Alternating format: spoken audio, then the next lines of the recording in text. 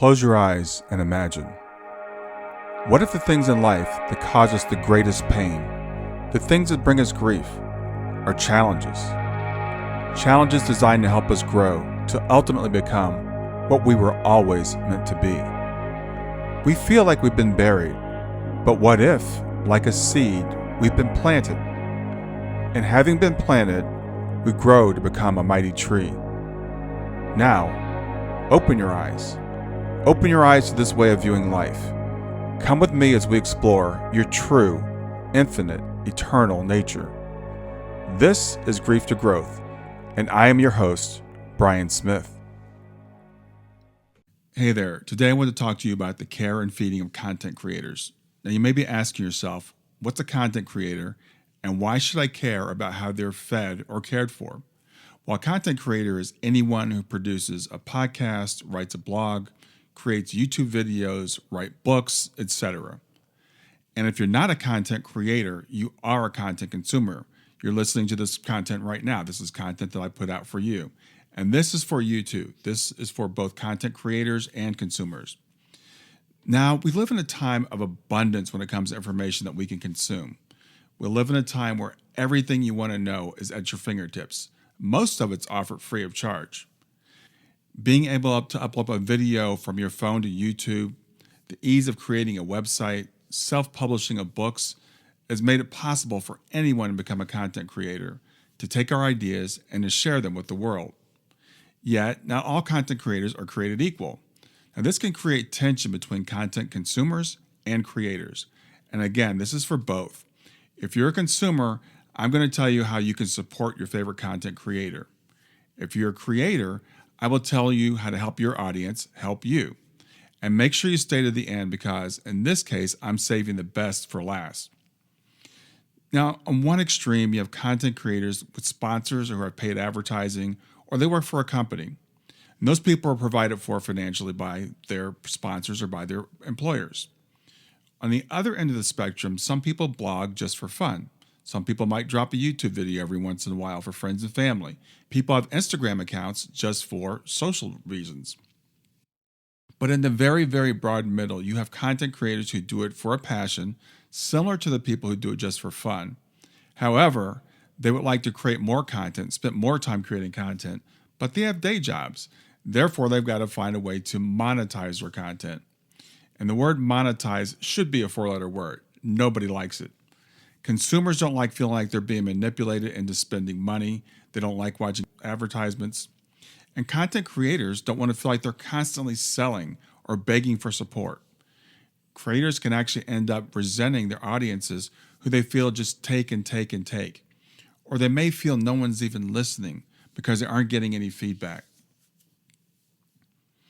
Now I'm going to let you in on the secret. No content creator is creating content for free. Some sort of exchange is expected. I would say it's even needed. It doesn't have to be monetary. Often it's not.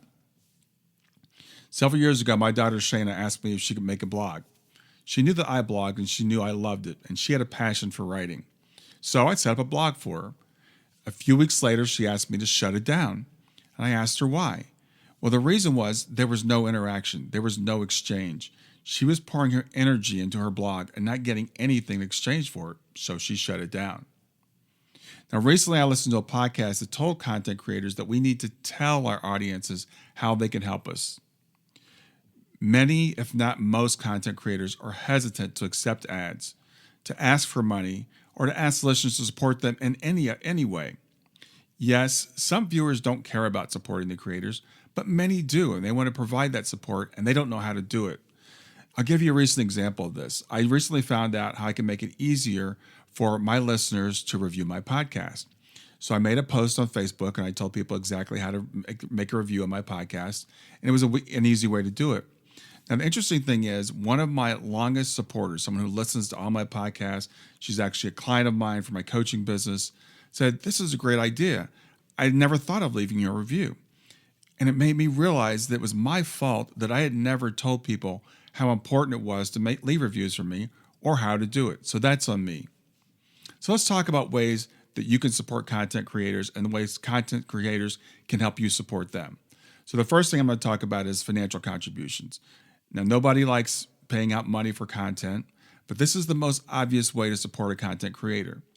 Now, I realize our society has become accustomed to information being free. Television and radios are supported by commercials, but they're still kind of considered free as far as broadcast TV goes. The internet has what's an almost infinite amount of information for free.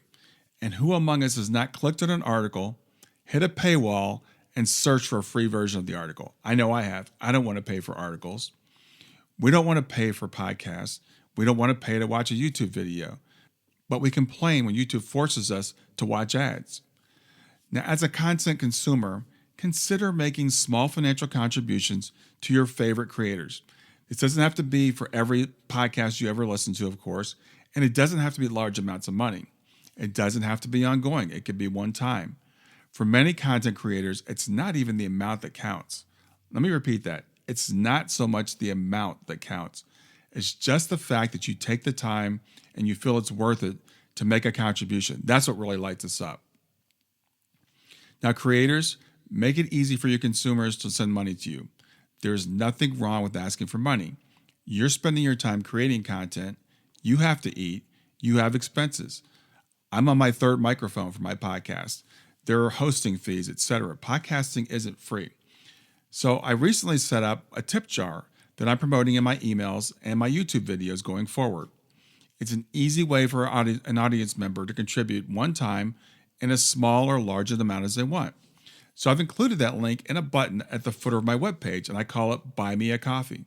So it's a very easy way to do it. It's at the bottom of every page of my website, and I'm including it in all my emails that go out now. You might also want to consider a premium service like Patreon. And this is for supporters who want to feel like they're really part of what you're doing. You can provide exclusive content for people that support your show in this way. They're called patrons. Now, I do post exclusive content for my patrons monthly. They are charged monthly until they cancel. But I'll tell you this, creators, don't get your hopes really high on Patreon. Don't think you're going to make a living on it. A few people do, but not many. The vast majority of your audience will not be interested in supporting you in this way, but make it available for those who are. Just to give you an example, for me, I've been doing Patreon for about 2 years. I think I have about 20 sponsors. I bring in a little bit over $100 a month. Every little bit helps, but it's a way to get people really involved in your show or what you're putting out.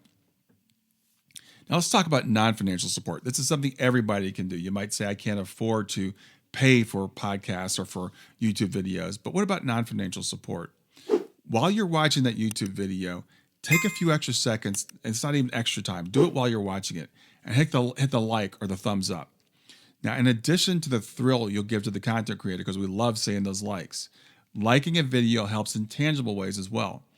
YouTube recommends videos that people like. So just liking the video in your head isn't enough. Watching the video and saying this is great. Hit that button. That helps the creator reach a wider audience. Make sure that you subscribe to your favorite YouTube channels and your podcasts. And once you subscribe, you have to hit the bell on YouTube to get notifications when new content is there.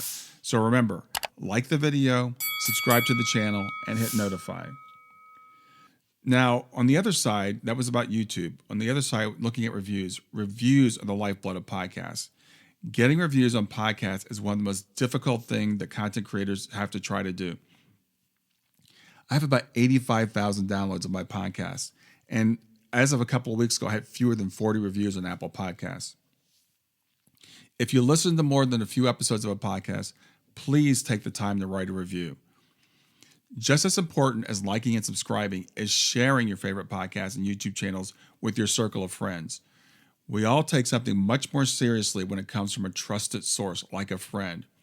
Creators can spend hundreds or thousands of dollars on advertising, but the best and most effective advertising is when one listener tells another potential listener, check this out. I like this guy. Check him out. So that's a way you can support somebody without even any financial aspect at all. Now, for creators, I encourage you to have a prompt somewhere in your video or your podcast telling people how to like and subscribe. I encourage you to include this at the beginning, as I said, or in the middle. Don't put it at the end, because at the end, people are probably going to tune it out. Now, I recently purchased a service called Rate This Podcast. It provides an easy and memorable link for listeners to rate my podcast. Apple doesn't provide you with a deep link to get consumers to this point easily, and it's kind of difficult, frankly, to rate an Apple podcast. But Rate This Content podcast provides you with that. Include this link in every email you send out and on your social media pages. Now, mine is ratethispodcast.com/grief to growth. So it's ratethispodcast.com/grief2growth, just like my website. And going back to the tip jar thing I mentioned earlier, I want to let you know what I'm doing for tip jars. I'm using a service called ConvertKit, which I use for my email. And with ConvertKit, I can set up a tip jar. It's a page that people can go to, and they can donate through that page. So that's how I do tip jar. There are other ways to do it as well. Now, remember at the beginning when I said I was saving the best for last? Well, this is it. When Shayna started that blog, she gave up because she didn't feel as if anyone was listening or she was having any impact. Now, most of us content creators are not doing this to get rich. We might want to have some financial income from it, but we know we're not going to get rich. But we can spend hours a week creating content. I typically spend probably at least 5 or 6 hours in the week between working on my podcast and creating other content. And most of that goes out for free. It's more than just a hobby, though, and it's more than just creating the content. We create this content because we want someone to consume it, and we want to know we're making a difference. Recently, I was in a Zoom meeting with a group of people from England. I had never met any of them, but several of them told me that they listened to every episode of my podcast. Some said if they were having a rough time dealing with their grief, they'd turn to my podcast and it helped them tremendously. And this was fantastic. I loved getting this feedback. But the thing I was thinking is, I'd never heard from a single one of them. Not a comment, not an email. And these are people who are regular listeners. And I have 150 podcasts out, so I was a little disappointed I hadn't heard from any of them.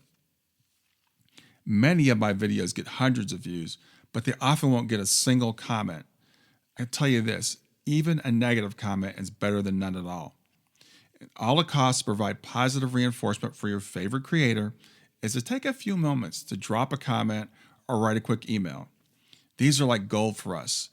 I tell you, if I had to make a choice, I'd take more comments or emails over more financial support. Of course, I like to have both, but what really gets me charged up is the comments and the emails. Just a couple days ago, I received this, and I had permission to share it, but I'm going to keep the person anonymous. She said, "Hi, Brian. Sometimes we're unaware of how we help others. I just felt compelled to tell you this morning how often you have helped me, even at times saved my life. I still wake up often wishing I wasn't on this earth to face another day without my son. I immediately go to your podcast and I listen to my favorites. I often listen to the one where you answer my question about our loved ones being given a chance to stay or leave. And I want to interject here. She'd asked a question about when our children pass away, are they given a chance to stay or come back? And her question I thought was so interesting, I actually created an episode about it. Continuing on, she said, I also like your interviews with other Shining Light parents. There are more, but those are especially endearing. As we approach Thanksgiving, I am thankful for you and for the gift of your book and the podcast. Also for all the times I reached out to you and you quickly responded. Please know you make a huge difference in so many lives and especially in mine. Many thanks. Name withheld." Now, I have to say this also. You might feel like you're bugging somebody if you reach out to someone who's creating a podcast or you read their book or something. I can tell you in 99.9% of the cases, you're not bugging that person. They really want to hear from you. The other day, I was having an interaction with a guy on my blog, and he was making a comment, and I would make a comment back. And he finally said, I'm going to let you go now because I know that you're busy and you've got other things to do. This is the thing I like to do. I like interacting with people that are getting something from what I put out. This is the stuff that really keeps me going. I tell you, there are times when I feel like I'm wasting my time producing content, and I think about doing something else with my time. There are times when I feel like I'll create something and I put a lot of time into it, and I get no feedback on it whatsoever. It just kind of goes out into the ether. But I create because I feel the need to share. I'm going to create because I just feel like I have to. But it's really, really nice when someone lets me know that it makes a difference to them. I'm going to ask you, if you're consuming content, please take care of your content creators. So whether you're a content creator or you're a content consumer, I hope you found this useful. If so, leave me a comment or drop me a line. And if you'd like to leave a review from me for the podcast, visit www.ratethispodcast.com/grief2growth. If you'd like to throw a few bucks to my tip jar, Visit me at grief2growth.com, grief, the number 2, growth.com. Scroll to the bottom of the page and look for the Buy Me a Coffee button, or it's grief2growth.com/tipjar, all one word. Have a wonderful day, and I'll see you next time.